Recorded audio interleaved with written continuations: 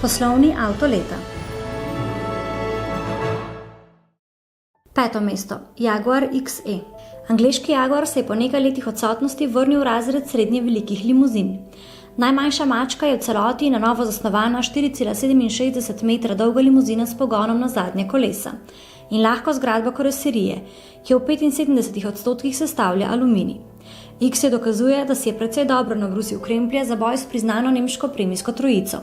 Ob tem pa je morda preveč stavil na športnost. 4. mesto. Audi A4.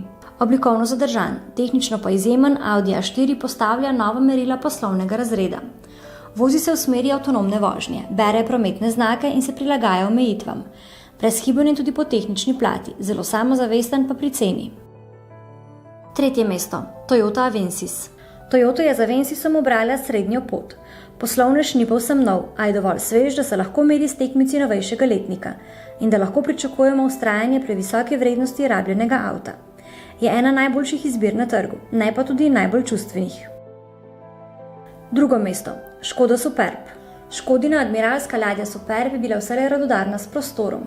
V 3. generaciji pa razvaja tudi z oblinami in tehniko, ter se samozavestno vozi med najboljšo v razredu. To se seveda pozna tudi pri ceni. Superb ni več poceni, a je še vedno zelo dobra izbira. 1. mesto. Renault Talisman. Na velike Renaulte smo že skoraj pozabili, dokler ni lani prišel modni Space, letos pa še Talisman v limuzinski in karavanski različici. Iskreno rečeno, od francoske znamke, ki se rada naredi Francoza, nismo kaj dosti pričakovali. Pri Talismanu pa se je išlo vse, od prostora, tehnike, udobja, sodobnosti in res ugodne cene. Katera znamka pa vam še ponudi 4,9 metrsko limuzino za 20 tisočakov in to zelo dobro.